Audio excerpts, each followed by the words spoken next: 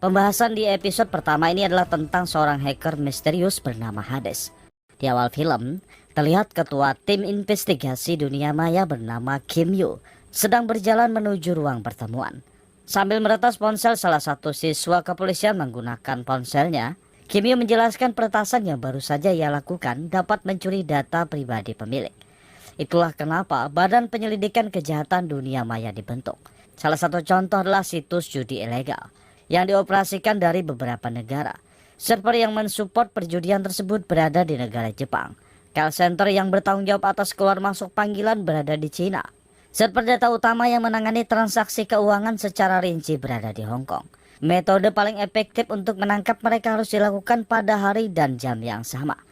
Karena jika mereka berhasil memutus sambungan listrik dari komputer yang mereka gunakan, data online akan secara otomatis terhapus. Dan semua kerja keras akan berakhir sia-sia. Sialnya, penyergapan mereka kali ini meski berhasil mengamankan jalur listrik, mereka dipecundangi oleh seorang peretas bernama Hades yang menghapus semua data online server. Atas kejadian tersebut, para petinggi kepolisian dunia maya menjadi sorotan publik. Wakil Kepala Tim Investigasi Han Sok terlihat sangat marah kepada anggota tim karena tidak becus menjalankan tugas. Kim Yu langsung menegur atasannya tersebut karena telah menghancurkan barang bukti di tempat kerjanya. Han Sok yang merasa tidak dihormati sebagai atasan mengancam akan memecat semua tim Kim Yu jika mereka tidak bisa meringkus Hades. Untungnya Kepala Investigasi Shin Kyung datang dan berhasil melerai mereka. Setelah itu semua tim fokus untuk melacak keberadaan Hades dengan memasang pelacak di beberapa titik server yang pernah digunakan Hades untuk meretas. 역적해서 사람은 아닌 것 같아서요. 국가 중요 정보들을 인터넷에 모니터하는데 똑같아. Lanjut di dunia maya, para pengagum artis bernama Shin Yu sedang sibuk memantau media sosialnya. Tiba-tiba, pesan tentang Shin Yu yang terlibat dalam skandal dewasa tersebar di dunia maya. Komentar hujatan dan makian mulai menghujani akun media sosial Shin Yu. 이쁜 사람들이 왜? 무슨 남자야? 방해훼손 때문에 보는 거야? Tiba-tiba, jejak Hades kembali aktif di salah satu server yang mereka pantau. Ketua tim Kim Yu segera menggali nomor IP yang digunakan Hades untuk mengetahui lokasinya. Setelah melakukan beberapa trik, Kim Yu akhirnya berhasil menemukan lokasi di mana Hades melakukan aksinya yang berada di sebuah apartemen. Sedangkan di sebuah tempat gelap terlihat si peretas Hades sedang meretas laptop milik Shin Yu. Setelah menemukan posisi Hades, ketua tim Kim Yu bersama perwira Yu Gangmi segera menuju lokasi untuk meringkusnya. Tiba-tiba dunia maya dihebohkan dengan status bunuh diri Shin Yu yang terposting di media sosialnya. Bersamaan dengan itu, ketua tim Kim Yu tiba di gedung apartemen targetnya. Saat mereka mendekati gedung, saat itulah Shin Yu jatuh dari jendela gedung yang dikonfirmasi dari apartemen nomor 1101.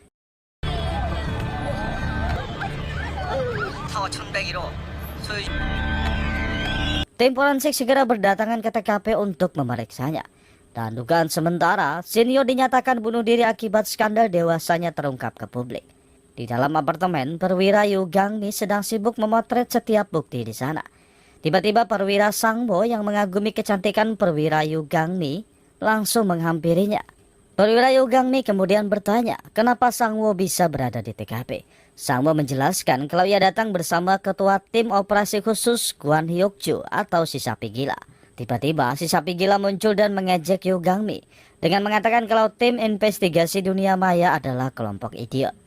Kim Yu segera menyangkal ejekan si sapi gila dengan menjelaskan kalau bukti digital harus diserahkan kepada ahlinya. Karena hanya dengan sekali klik bukti digital itu bisa terhapus. Ia juga menjelaskan kalau bukti digital lebih bisa dipercaya daripada kesaksian manusia. Karena manusia bisa saja berbohong. Sedangkan bukti digital mereka apa adanya. 이건 신여정이 Setelah mengumpulkan semua bukti, perwira Lee bertanya kepada perwira Yu Gangmi, kenapa sapi gila sangat membenci tim mereka. Yu Gangmi kemudian menjelaskan kalau dulu sapi gila pernah jadi tersangka karena bukti digital yang ditemukan ketua tim Kim Yu. Itulah kenapa si sapi gila sangat membenci tim mereka. Lanjut saat Yu Gangmi menuju mobilnya, ia melihat seorang pria mencurigakan dan langsung meringkusnya. Ternyata pria itu bernama Park Ji, seorang reporter yang berniat untuk menanyakan tentang kasus bunuh diri Shin Yu. Saat melihat ke arah mobilnya, Yu Gangmi sangat kesal karena Park Ji memarkir mobilnya sangat mepet. Yoo Gang-mi segera meminta kunci mobil Park Ji dan menunjukkan keahlian mengemudinya. Namun aksi unjuk kebolehan itu berakhir dengan memalukan karena parkirnya terlalu mepet tembok, membuat Yoo Gang-mi tidak bisa membuka pintu mobil. Sebelum Yoo Gang-mi pergi, Park Ji dengan sengaja menanyakan apakah Yoo Gang-mi yakin Shin Yu bunuh diri, karena bisa saja pesan bunuh diri itu ditulis oleh orang lain. Setelah kembali ke kantornya, Park Ji kembali dipusingkan dengan ulah manajernya bernama Song Yun, yang meminta Park Ji untuk investigasi langsung kasus bunuh diri Shin Yu. Park Ji hanya bisa membujuk Song Yun agar mengarang novel dan menyelinap pergi memasuki kamar rahasianya.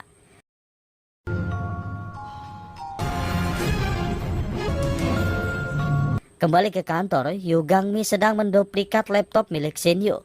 Karena setiap bukti digital sangat rentan terhapus tanpa sengaja, dan menggunakan duplikat itu lebih aman.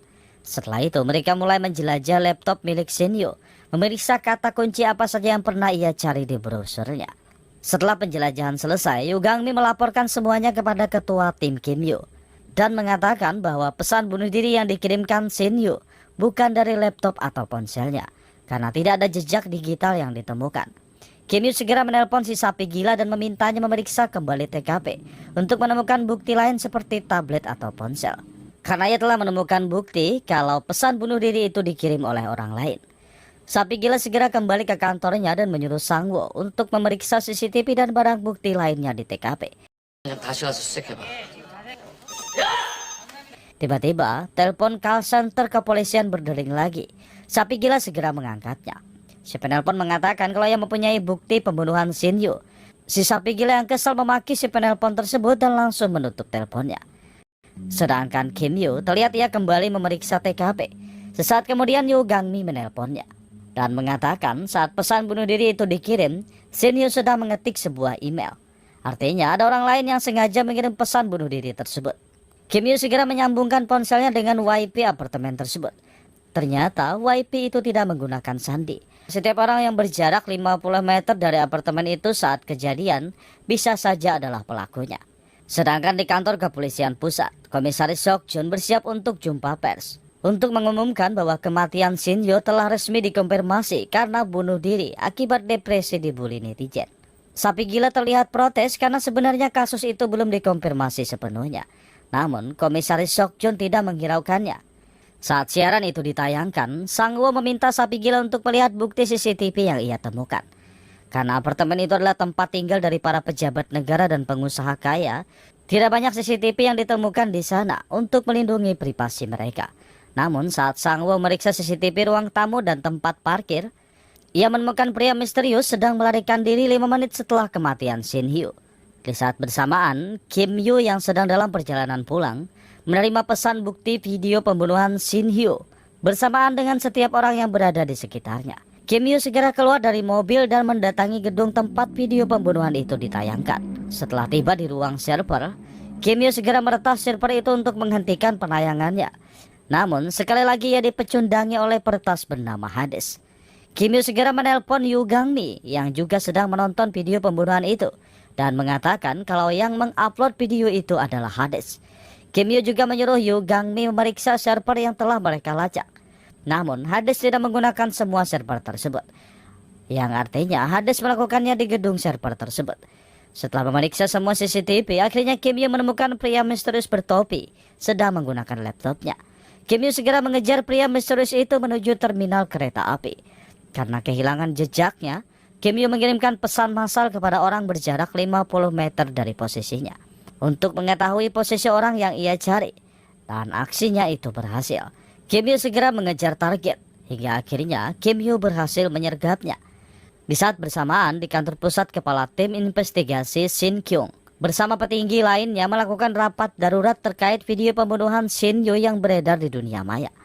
Sapi gila segera melaporkan kalau dirinya telah menemukan si pelaku yang berusaha melarikan diri 5 menit setelah kematian Shin Yu lewat CCTV. Si pelaku bernama Park Ji, seorang siswa militer yang tidak lulus. Dan fakta mengejutkan telah ditemukan, Park Ji adalah teman sekamar Kim Yu saat masih bersekolah di militer. Kembali ke Kim Yu, ternyata Hades yang selama ini dikejarnya adalah Park Ji, sahabat dekatnya saat di sekolah militer. Kim Yoo sangat marah kepada Park Ji. Kenapa ia tega membunuh Shin Hyo? Park Ji segera menegaskan kalau ia bukan pelakunya. 5 hari sebelum hari pembunuhan, Park Ji yang ternyata adalah Hades menerima pesan misterius yang menawarkan banyak uang jika ia berhasil menemukan file bernama Phantom di laptop milik Shin Hyo. Hades yang penasaran akhirnya melakukan peretasan untuk mencari file Phantom tersebut. Tanpa diduga, ia malah menyaksikan aksi pembunuhan. Namun setelah mendengar semua penjelasan itu, Kim Yoo tetap memaksa Hades untuk ikut bersamanya. Sambil bergeser ke samping rel kereta, Hades mengatakan kepada Kim Yoo bahwa si pelaku menggunakan jam tangan peta dunia. Tiba-tiba, Hades melompati rel kereta itu dan menghilang.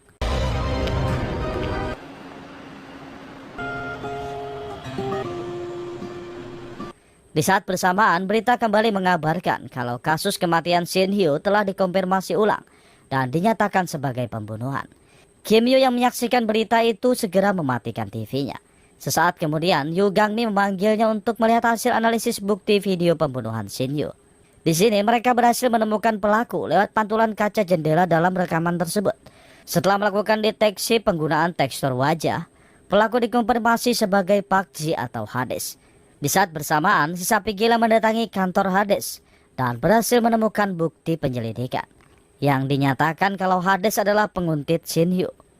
Karena setiap bukti yang ditemukan di ruang kerja itu berhubungan dengan Shin Hyo.